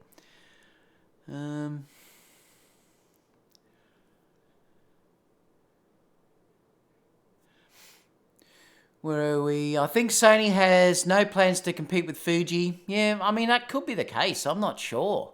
I've read all these, so let me come down a little bit more. Jeff said, good thing about the announcement is it saved me money. Well, me too, Jeff, I suppose. I'm not going to get in trouble with Kerry. That's one plus. But I'm really hanging out for something. I want to spend some... I want to spend some money to buy a camera. I want a new camera, and it's just not happening for me at the moment. Daniel says, if I'm a Sony team, I have to do the downvote. I love it.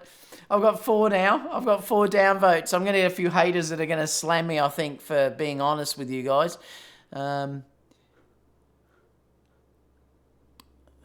Night Rider says, the issue is expectation versus reality. I remember a bunch of people being mad about the a6400. When people actually started using it, they loved it. YouTube said, the first dislike happened at the very beginning of the video. So that's just an anti-David Oastler guy. I know, I get him every video. We laugh. Kerry and myself laugh every video because I'll post a video and the video might be 5 minutes long, and then 2 seconds into me posting it, I've got the downvote.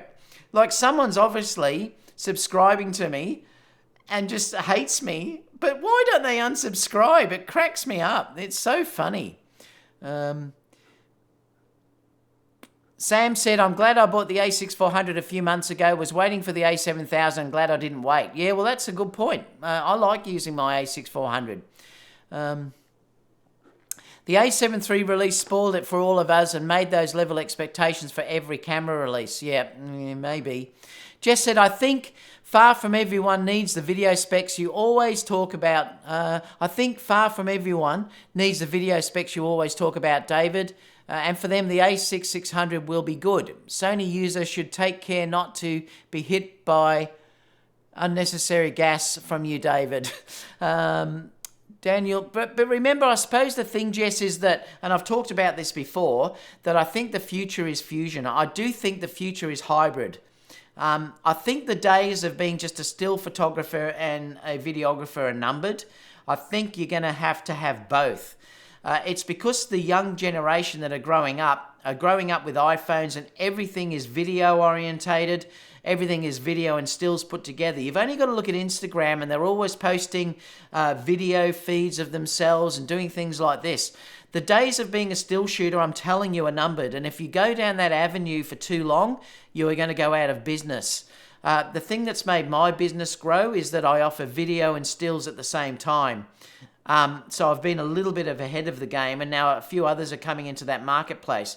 So I can tell you that the future is to be able to buy cameras that will give you great stills and great video in the same camera. Because people aren't going to want to buy two different camera systems or two different cameras. They're going to want to go out for a shoot, do some stills, also shoot some video, and then stick it all together. They're going to want what their iPhone gives them. And that's the thing that you've got to understand. So I definitely think that's the future.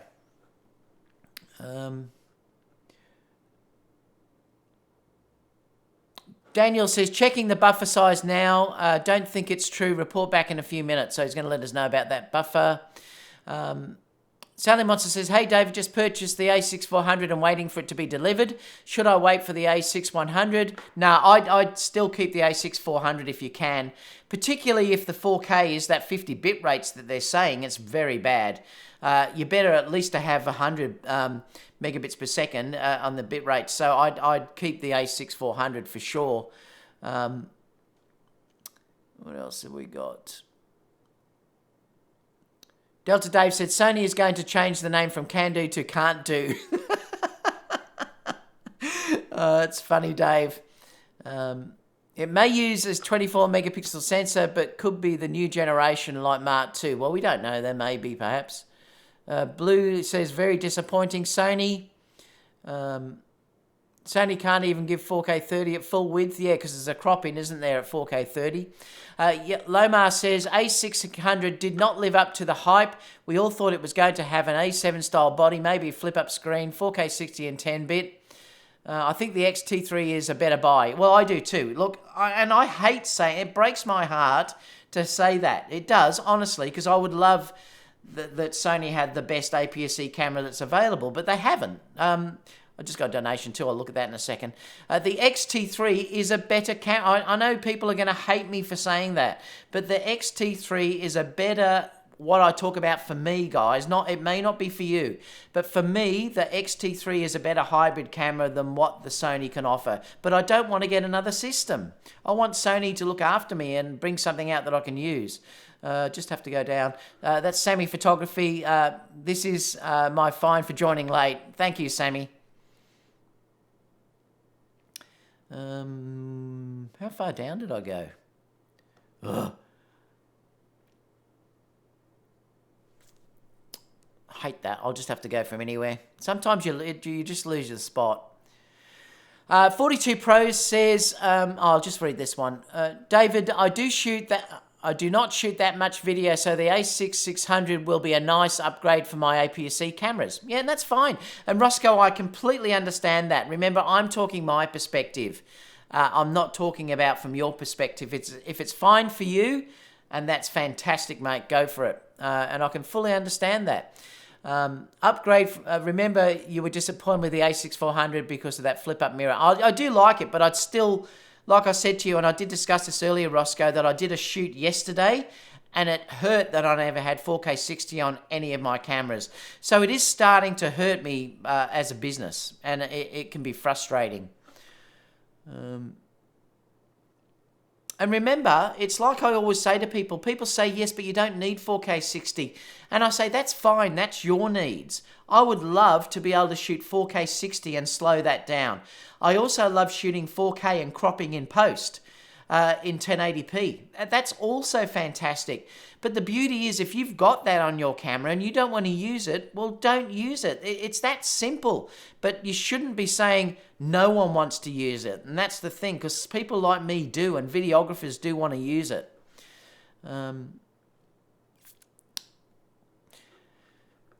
42 Pro says the A7 III has dual card slots, better dynamic range, same video specs. Well, it's actually better video because the 1080p video is better, 42 Pros. It's better than the A6000 series.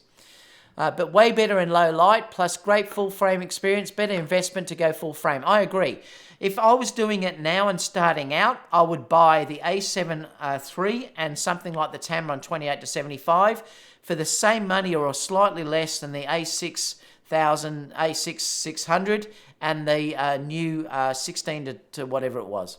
16 to 55, yep. Knight Rider says A6000 is better than the A7 III in AF, body size, flip-up screen, and fully weathered sealed. Well, it's definitely... Look, the AF in the A7 III is amazing. It really is amazing. It might be... The tracking will be better, but I've never had my A7 III miss focus. The full frame look is still much nicer. You've still got much better video specs. So I think the A7 III is a better camera for sure.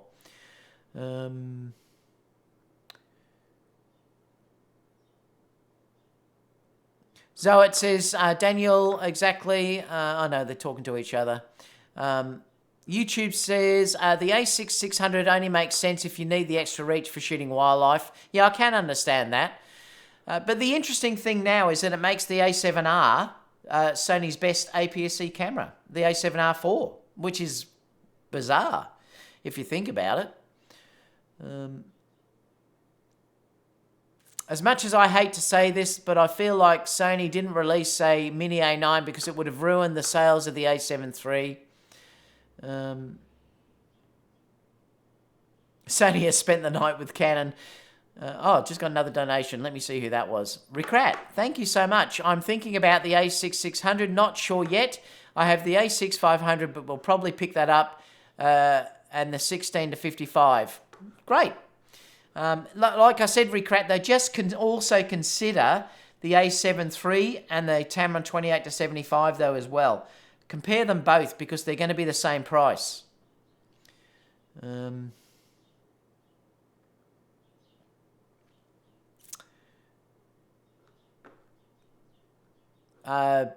Bill says the bar is set for 6K 10-bit RAW, Sony exceeding what we expect from this.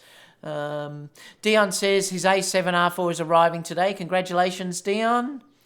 Knight Rider said Z battery, weather sealed, magnesium body, IBIS, large buffer size, AF in the video, and headphone jack over the A6400. Your decision if it's worth $500.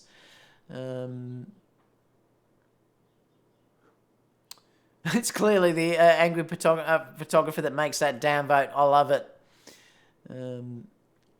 So it says, the list is not a worthy upgrade. No eye autofocus is a deal breaker. The A6500 also has IBIS and no other features don't add value for me. Like I said, it's a personal choice whether you think it's a decent upgrade or not. Thanks for that donation, Sammy. Angel said, hello, David. For video, I'm using the A7 II. I was planning to upgrade to the A6400, but now with the announcement, should I get the A6400 or the A6? Well, it depends if you want to save the money. If you want to save the money and you can get by without the IBIS, the A6400 is a good buy. I mean, you save $500. If you've got the money and you haven't got like either one of those, I probably would go for the A6600 to get the bigger battery, the IBIS built in, The bet slightly, I know the tracking's the same as the a6400. You get the eye autofocus, but that's about it. Like I said though, Angel, also consider the A7 III as well. They're not that much different. Dana says, well, I don't hate you for liking the XT3. Graffy Mill says, I wanted an APS-C to use on a gimbal or get more reach out of my longer lenses on a gimbal or tripod. I think the a6400 might do the trick. Yeah, look, if you're using a gimbal, I'd just get the a6400 for sure. Definitely.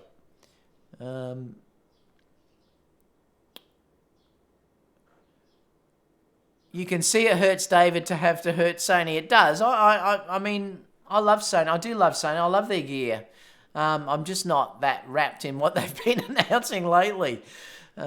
Sammy says, the reason I switched from Nikon to Sony was because Nikon never listened and Sony was giving people what they wanted. They are starting to be just another camera company, not listening. And that's what worries me, Sammy, because like I said, Sony always used to give you more than what you expected and never held back. And they seem to be now starting to hold back. And it does worry me a little bit. I'm not sure why they're doing that. The one thing the Sony a7 III doesn't have, like the upgraded, is the autofocus. Yeah, but like I said, I've never worried about my a7 III not having good enough focus and tracking. It's never let me down. Yes, look, it's not as good as the a6400 and the a9, but I don't get images that are out of focus. Yeah, and I wouldn't not buy the a7 III because it hasn't got that tracking in it. The autofocus on the a7 III is outstanding. It really is outstanding, and it's going to be good enough for what anyone ever has to shoot with. That's for sure. Thanks so much for that donation, Rickrat. Get the lens, not the a6600. Ryan said, is the a7R2 worth it anymore? Yeah, but it's great. But I'd wait and get an R3. That's one camera that I may think about getting is the R3. I don't need the R4. I don't need 60 megapixels. For me, that's overkill. Now, I'm talking about me, remember. I don't think that's a big enough upgrade for me over the R4. I'd probably prefer to buy the R4 at a much cheaper rate and then have enough money to buy another lens. So for me, I think the R3 is a much better purchase for me than what the R4 is. So I'm seriously thinking about, in a couple of months, once the R4 starts to get into the marketplace much more, a lot more may sell their R3, and then I might get a new one that's, I mean, there's rumors going around that it may hit $2,000 by the end of this year. So if that's the case, I may just pick up an R3, which is ample enough for me. I certainly don't need 60 megapixels.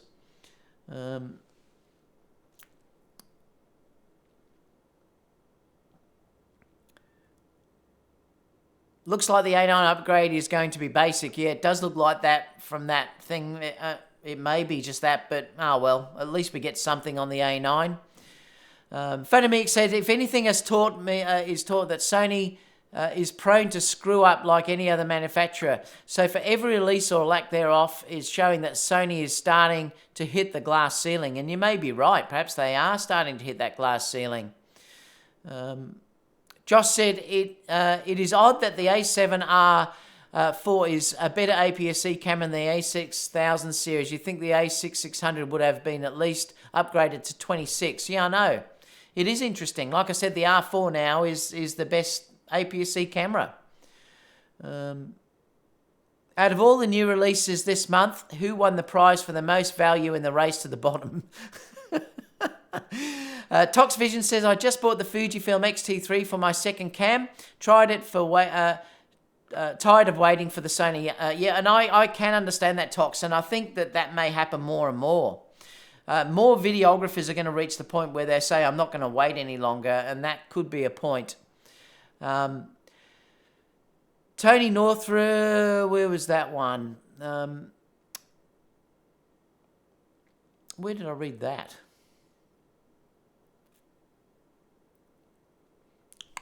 I just saw something. Trying to find where it was. Oh, Tony Northrup says you can only shoot shallow depth of field on the new a6600 and a6100 with the 16mm 1.4. Yeah, I know, that's ridiculous. I do it all the time. Look, it may help. Look, the eye autofocus in video may help a little bit. But like I said to you, I've never... And I've done a lot of video now, guys. I do an awful lot of video, and I use the a6400 with the Sigma 16 1.4, and I've never worried about the face or anything or the eyes being out of focus. So yes, it's an extra feature. I'm not sure how useful it will actually be because I haven't noticed my images being out of focus. So I don't think that's a big deal. And I'm shooting now at 1.4, and and it's tracking me. I'm shooting at 1.4 in this quite dark environment, and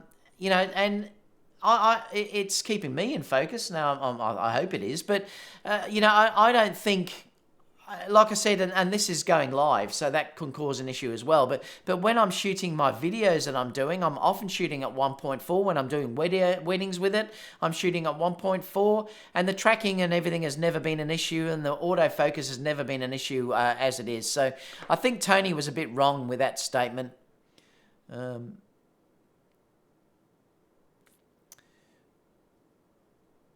What else?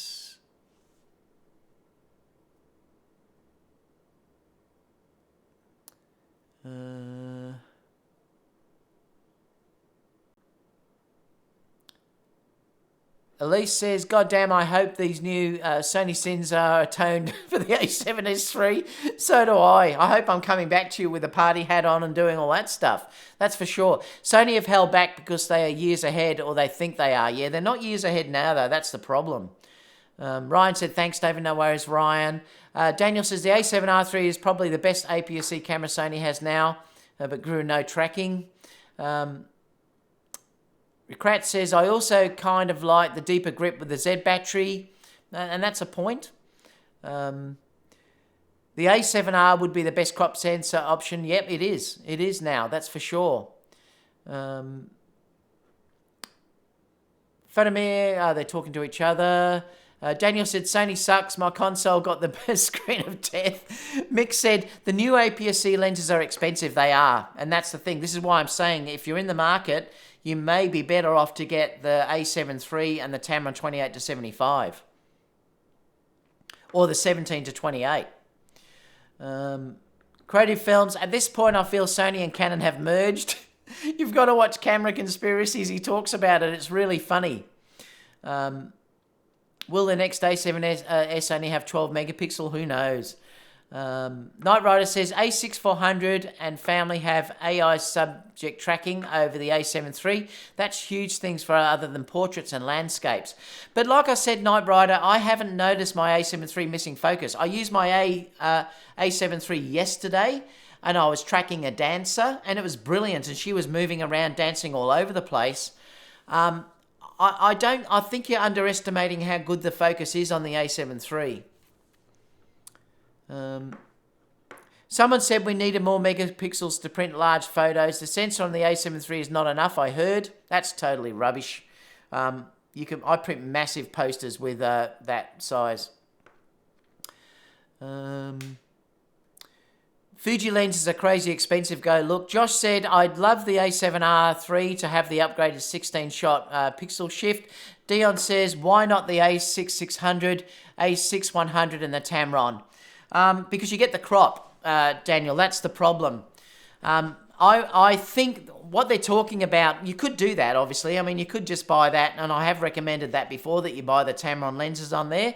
But I'm talking about that if you want the 2470 focal length, and at 2.8, f2.8, you either have to get that new Sony lens or you've got to get the Tamron 28 to 75. Josh said the A7S has to have more than 12 megapixel if it's going to have 6K. Andy says, what's your take on the new Samyang 18mm? Haven't used it yet. It'll be interesting though. Kieran says a6400 and a6100. I get the a6400. Just need a7R4 to come out with the new AI tracking. That will complete the AF transition. PhotoMX says, why do you think the A7 III is bad at focus? Have you used it one bit? I know, I can't understand why you're saying the A7 III is bad at autofocus. I've found it amazing. It's incredible. Like I said, I've never had it miss shots. So it's not the A9, but it's still brilliant. It's not where I worry about buying one due to focus, that's for sure. You're really going to say Panasonic is more of a worry to Sony photographers' section than Canon or Nikon? Give me a break. I'm not sure what you're talking about there, Patrick. Kieran has a second shooter camera for weddings. I have the A7 III as my main cam. Should I get the a6400 or a6100 and why? I'd probably still get the a6400 just because of, look, it's just a better camera. I wouldn't save that little bit of money. If you're shooting weddings, I would go with the a6400. Just for in case if eventually you want to start shooting video like you may, it's got much better video specs due to the fact that the other one's only 50 megabits per second. This is 100. What were the other differences? I'm just trying to remember. Where was the photo camera app? Oops. Oh, I didn't put the A6. Yeah, it hasn't got the specs there. I would still get the A6400. A6400 is picture profiles. Yeah, that's another thing. Thank you for that, 42 Pros. Yeah, you've also got picture profiles too. Remember, you might find that you are going to have to start shooting video sooner or later. So the A6400 is a really dumbed down version. It's good for entry-level people just coming in. But I would get the A6400 due to it has those extra things there as well. A7 III is better right now. Well, yeah, I mean, the A7 III is still amazing. All right, guys. Look, if you have any questions, please leave them down below. I'd love to know your opinion about this. Like I said, I know I'm probably going to get some people slamming as well due to the fact that I've been honest from my perspective. To sum up, I think, look, the a6100 is a good entry-level camera. I think, well, it's good if you're in that just people coming into the marketplace. I think it's reasonably good. The a6600 to me is a disappointment, a real disappointment. I think it's a sidestep from what we've already got with the a6500. I don't think there's much that really would warrant me particularly from upgrading, unless you want that bigger battery, I suppose. Slightly the tracking, but it's certainly only, it's like an A7, it's like the a6400 with a bigger battery, really. That's probably about it. There's not much, an IBIS, that's probably it. It's certainly disappointing if you're dealing with the video side of things, though. Like I said, this camera, if you're dealing from video specs, is 4 years old, and it's really lacking behind what the competitors have out there at the moment, and that's a disappointment. The lenses seem to be pretty good, particularly the 16 to 55 2.8, but you're going to have to pay for that luxury. It's not cheap. My suggestion now would be, though, to buy an A7 III and get the 28 to 75 if you're in that marketplace for an a6600, and the 16 to 55. I'd probably get the Tamron A7 III and the 28 to 75. So any questions, please leave that down below. Hopefully we won't be waiting too long for the A7S III announcement now, because it looks like that now is the only hope we've got of getting the video specs that I'm sort of craving for. So stay tuned for that, and I'll see you all for the next video in the coming days. I'll probably have that dance video up tomorrow, which is using the A9 and the A7 III with the SLR Magic reviews. Stay tuned for this review on the Garbox. This is the version 2 one, which is pretty amazing. So stay tuned for this review as well. Which I'm looking forward to giving you as well. So apart from that, I'm going to go down and get my morning coffee. Thanks so much, everyone, for tuning in. Really appreciate it. We had over 200 watching today, so thank you so much. Love it if you could give a thumbs up. Don't forget to share, to join the photography videography school too if you want to join us on Facebook to have a chat on there. So I'll see you all in the next video, guys. Thank you so much. Bye for now.